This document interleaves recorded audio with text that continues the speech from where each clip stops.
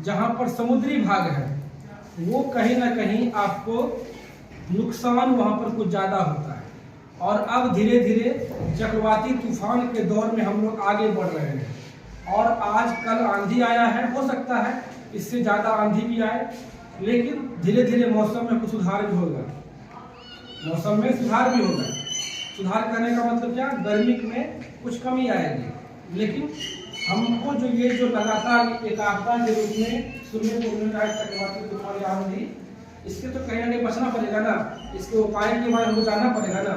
इस उपाय को जानने के सबसे पहले हम क्या करते हैं, सबसे पहले हमको ये जानना चाहिए कि चक्रवाती तूफान आंधी के साथ आपको वज्रपात की संभावना में काफी बढ़। वज्रपात क्या होता है बाबू? वज्रपात होता है जब बिजली कड़कती है, ठीक है ना। बिजली कड़की, ठनका गिरा, अचानक किसी पे गिर जाता है, ठीक है, और उस मनुष्य की या उस जगह पर नुकसान हो जाता है, ठीक है ना। इस चीज से बचने के लिए सबसे पहले हमको ये जानना पड़ेगा कि आखिर चक्रवाती तूफान और आंधी में हमको बचाव के लिए क्या करना चाहिए, क्या करना चाहिए।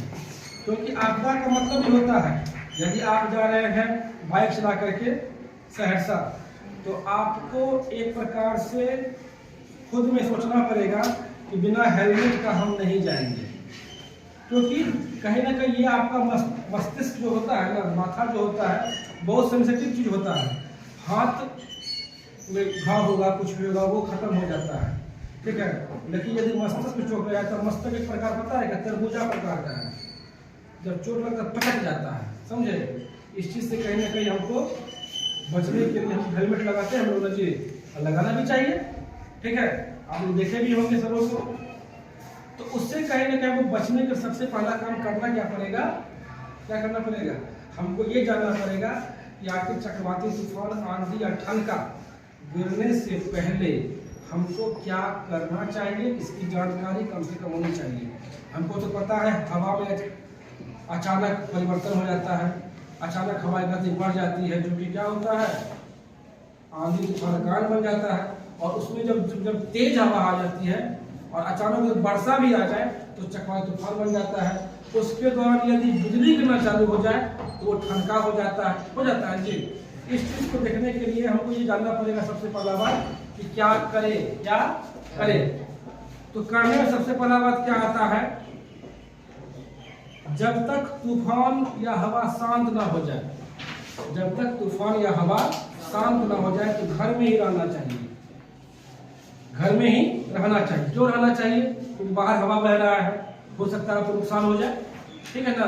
तो जब तक मौसम शांत नहीं हो जाएगा तब तक घर से बाहर नहीं निकलना चाहिए। दूसरी बात, हमेशा यदि मकान या किसी को 2 मंजिला है, 3 मंजिला, 4 मंजिला है, तो क्या करना चाहिए, नीचे वाली मंजिल पर जाना चाहिए, नीचे वाली मंजिल पर आ जाना चाहिए।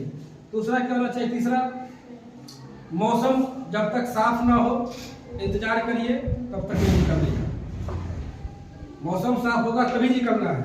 चौथा क्या है, किसी छतदार मकान में आश्रय ले ले। यदि बाहर है, मान लिया जाए यदि हम लोग बाहर हैं, घूम रहे हैं बाजार में, ठीक ना, तो पता चला ऐसा बात हो रहा है, तो जहाँ पर छत नुमा आकृति है, घर है, वहां पर जाकर के हम लोग खड़ा हो जाएंगे या अपने आप को सुरक्षित कर लेंगे। यदि घर में है तो खिड़की दरवाजा क्या कर लेंगे, बंद कर लेंगे। फिर है छठा मामला क्या है, मोबाइल फोन, बैटरी, टॉर्च, माचिस, रेडीमेड खाने के क्या कहते सामान, ये सब अपने पास में रखेंगे। जो रखेंगे कि ये सब कहीं ना कहीं तुमको जो होता है बहुत ही चीज जरूरी पड़ता है। क्योंकि जब चक्रवाती तूफान आता है समुद्री सीमा के अंतर्गत, तो बहुत सब नुकसान लेकर के आता है, घर द्वार सब टूट पड़ जाता है। इससे बचने के लिए कहीं ना कहीं हम लोग को ये सब उपाय करनी चाहिए। दूसरा क्या है, आप लोग का सर्टिफिकेट सब होता होगा, कागज सब क्या होता है, मैट्रिक का सर्टिफिकेट होता है जी, इसको अपने पास सुरक्षित रख ले, आधार कार्ड सुरक्षित रख ले। पता चला कि सरकार का जब मुहिम आया सहायता करने का, आपके पास डॉक्यूमेंट है ही नहीं, उसको हम रखेंगे जी। फिर क्या है, ये सब चीज आपको है चक्रवाती तूफान से बचने के लिए क्या करना चाहिए, जाकि आपका जान माल का सुरक्षा अच्छे तरीके से हो पाए। फिर है, हम आपको बताएं अभी क्या करें। अब हम आपको बताएंगे क्या ना करें, क्या ना करे, इसके बारे में जानिएगा। क्या ना करे, चक्रवाती तूफान में क्या नहीं करना चाहिए, क्या नहीं करना चाहिए, क्या हो जाता है। कभी भी यदि बाहर में है तो टूटा फूटा घर के आसपास नहीं रहिए, हो सकता है कि तूफान में गिर जाए ऊपर। हैं जी, बाइक चला रहे हैं, कार चला रहे हैं तो अपना सुरक्षित कर ले। हो सकता है कि मतलब उधर से मतलब कहीं आप पोल के नीचे रखे हुए हैं, आप पोल गिर गया, बस समझ गए ना। ये सब देख सुन करके फिर क्या है, बिजली खंभा के नीचे बिल्कुल ना रहे, हो सकता तार गिर गया, नुकसान करेगा जी सर। फिर क्या है, छत या खुली जगह पर ना घूमे, छत या खुली जगह पर ना घूमे। अब खेत में घूमना शुरू कर दीजिए, हवा लग रहा है, हवा लग रहा है, नुकसान करेगा तो क्या होगा, सब हवा लग जाएगा पूरा। ठीक है, फिर क्या है, अफवाह ना फैलाए, ये पता है वहाँ टूट गया, वहाँ ये हो गया, वहाँ हो, ये सब चीज नहीं करना हमको। फिर क्या है, ये सब कहीं ना कहीं आपको उपाय है, क्या करेंगे और क्या ना करेंगे इसके अंतर्गत। फिर क्या हो जाता है, इसके लिए एक मॉक ड्रिल करवाया जाता है। क्या करवाया जाता है, मॉक ड्रिल। क्या होता है, मॉक ड्रिल करने का मतलब होता है पूर्वाभ्यास, पूर्वाभ्यास। मॉक ड्रिल होता है, क्या होता है, ये पूर्वाभ्यास होता है। पूर्वाभ्यास के अंतर्गत क्या होता है, जब भी मान लिया जाए कि आप खुले में है, खुला कर खेत में या कहीं पर भी है, तो आप ये हमेशा ध्यान रखिए, एक चीज को हमेशा क्या करिएगा कि सबसे पहले अपने पैरों को झुका दे, कैसे करके, ऐसे करके झुका देंगे, बस समझ गए ना। और ये सर को क्या करेंगे, पूरे हाथ बंद कर लिए और पूरा सर को नीचे कर लेंगे, ठीक है ना। इससे कहीं ना कहीं क्या होगा, दोनों पैर सटा देंगे, एक बचाए तो बचाओ तो यहाँ पे आ जाओ,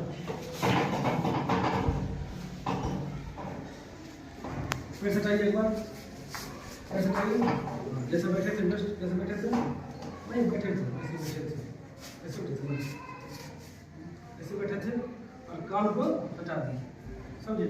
ये तरीका होता है, ये है मॉक ड्रिल, समझ गए ना। इस तरीके से आप तूफान से बच बैठिए। ये चक्रवाती तूफान से बचने का एक मॉक ड्रिल है। जब भी बाहर में रहे इस सब चीज को करने को सीखिए। इससे पहले जो कार्यक्रम हुआ था क्या बताए थे, रुको, लेटो, लुडको, बताए थे ना, हाथ से पकड़ने के लिए।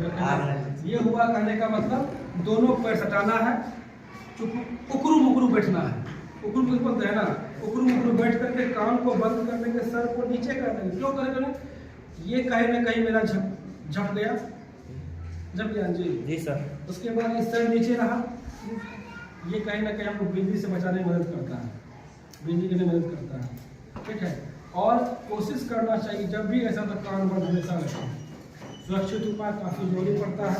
हम ये ना कहते हैं कि मतलब कि तूफान आता नहीं है या चाहे तूफान आंधी आता नहीं है, आता जरूर है, लेकिन उसको जानकारी ही सबसे बड़ा बचाव है, जानकारी ही सबसे बड़ा उपाय है। देखिए खासकर ये चीज जो है, चक्रवाती तूफान तटीय क्षेत्र अंतर्गत आता है, किस अंतर्गत आता है, तटीय क्षेत्र। तटीय क्षेत्र कहने का मतलब क्या हो गया, जहाँ पर समुद्री तट है। हमारा देश भारत का बहुत सारा सीमा जो है समुद्र से जुड़ा हुआ सीमा है, उसके अंतर्गत आता है। कौन कौन आता है बाबू रे, सबसे पहला बात ये जानिए, तटीय क्षेत्र में कौन कौन सा चीज आ जाता है। पहला उड़ीसा, क्या आता है, उड़ीसा, क्या आता है, उड़ीसा। उड़ीसा के बाद तुमको गुजरात, गुजरात, ये समुद्र, ये इसके आसपास क्या बाबू, समुद्र है। ये आंध्र प्रदेश, क्या है, आंध्र प्रदेश। फिर क्या है, फिर क्या है जी, पश्चिम बंगाल, ये सब क्या है, समुद्र तट के अंतर्गत आ जाता है, पश्चिम बंगाल। फिर क्या जाता है जी, उत्तर प्रदेश नहीं आता है, तो क्यों आएगा, वहाँ समुद्र कोई है, तमिलनाडु। फिर क्या है, केरल, केरल। फिर क्या है, कर्नाटक, कर्नाटक। फिर क्या है, गोवा। ये सभी क्षेत्रों में कहीं ना कहीं समुद्र से जुड़ा हुआ एरिया है। क्या है, समुद्र से जुड़ा हुआ एरिया है। और यहाँ पर जब भी आपको तूफान आया तो चक्रवाती तूफान के रूप में किया, और सरकार इसके बारे में बताती है। 5 दिन पहले कि 17 तारीख को इतना बजे चक्रवाती तूफान होने वाला है। जो समुद्र तट के किनारे जितने भी लोग बसे हैं वो अपना अपना सुरक्षित जगह पर चले जाए। और यदि चले जाते हैं, सरकार की बात को यदि मानता है तो अच्छा रहता है, क्योंकि सरकार कहीं ना कहीं आपका बचाव चाहती है। यदि सरकार के बात को नहीं मानता है तो शिकार हो जाता है। और यदि हो सकता है सरकार के बात को नहीं माने तो उसमें कम से कम बचने का उपाय तो हमको जानना चाहिए, हम किस प्रकार से बच सकते हैं। तो समुद्र तट के अंतर्गत क्या आता है, चक्रवाती तूफान आता है, लेकिन हम लोग को क्या आता है, आंधी आता है, बिजली गिरता है, ठनका गिरता है, कैसा है नुकसान करता है जी सर। किसी का फसल पूरा बर्बाद हो जाता है। कभी नाम किसी को चक्रवाती तूफान को हम टाइफून बोलते हैं, हरिकेन बोलते हैं, ठीक है। ये सब बहुत ही नुकसानदायक होता है, लेकिन आप लोगों को कहीं ना कहीं